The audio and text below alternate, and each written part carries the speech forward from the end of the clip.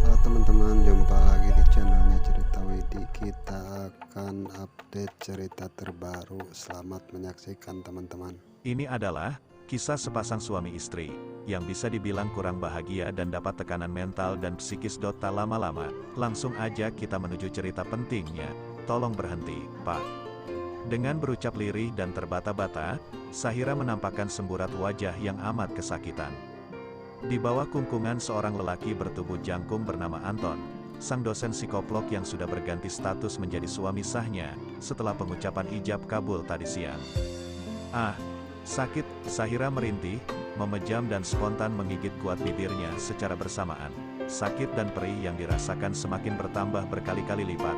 Namun, Anton bersikap tuli, tak mengindahkan kalimat permohonan itu.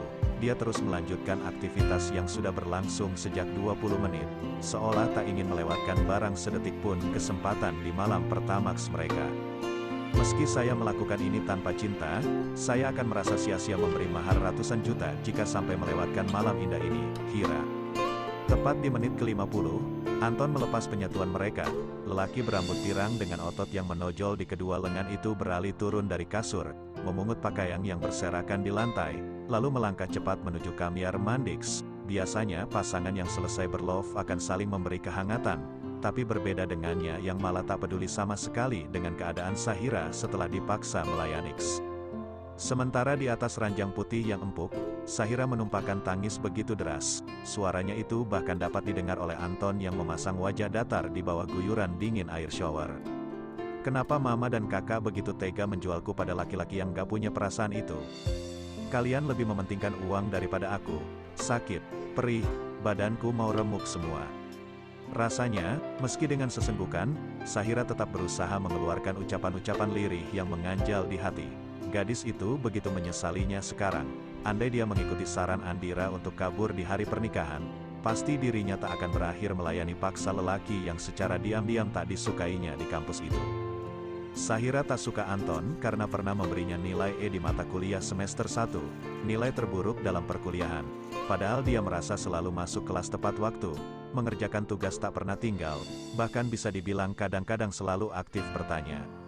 Bukan hanya itu, alasan lain Sahira tak menyukainya adalah, Anton pernah memarahi, bahkan menghukumnya hanya gara-gara telat 1 menit sewaktu ospek. Gadis itu dibuat kesal setengah mati. Jika di kampus yang sering dia dengar adalah pujian karena ketampanan, berbeda dengan Sahira yang malah muak setiap kali melihat wajah lelaki itu. Kretek, kretek, cuit. Bunyi pintu yang terbuka membuyarkan lamunan Sahira. Diusapnya cepat air mata, lalu menarik selimut tebal sampai menutupi tubuhnya yang tak berbusana. Kemudian kedua mata yang masih berair itu dipaksa memejam. Anton yang bubulucun dada dengan handuk putih mengantung di pinggang, perlahan mendekat ke tempat di mana Sahira berbaring. Dia naik dengan gerakan hati-hati, setelahnya memicingkan mata di atas wajah Sahira yang tengah menahan napas. Butir demi butir air yang berjatuhan dari rambut Anton mulai membasahi wajah gadis itu. Secara spontan membuat Sahira memekik kesal dalam hati. Kemudian kedua mata bulat itu akhirnya terbuka. Bapak mau apa lagi? Belum puas, mau paksa aku melakukan ronde kedua lagi? Cecar Sahira dengan tatapan mengintimidasi. Kalau mau silakan, lakukan sesuka hati. Kalau perlu podaran aja aku sekalian. Kamu pikir saya ini maniak sekses? Anton balik bertanya dengan dingin. Membuat Sahira terdiam. Lelaki itu lantas menegakkan badan dan mengambil sesuatu dari atas nakas. Benda panjang yang berisi beberapa butir kecil obat putih itu diletakkan di atas selimut yang membungkus tubuh Sahira. Saya tidak pakai pengaman saat melakukannya tadi. Setelah ini kamu minum 2 butir obat yang ada di sini, jelasnya menghapus raut kebingungan sang istri. Kamu tidak boleh sampai hamidun, apalagi jika anak itu nantinya adalah darah daging saya, lanjutnya segera turun dari kasur. Sebelum kedua kaki jenjang itu sampai di pintu keluar, Sahira mengucapkan kalimat yang berhasil membuat langkahnya terjeda. Ceraikan aku kalau begitu, untuk sekarang tidak bisa, kita akan bersandiwara sampai 5 bulan ke depan. Tidak tahu alasannya apa, yang jelas Sahira pengen cerai. Di hari kedua, dengan mengambil kesempatan dikarenakan Anton tidak ada di rumah, dan akhirnya Sahira pun minggat pergi dari rumah menuju rumah orang tuanya. Dan Sahira pun mulai menceritakan ke orang tuanya, kalau suaminya itu psikopat.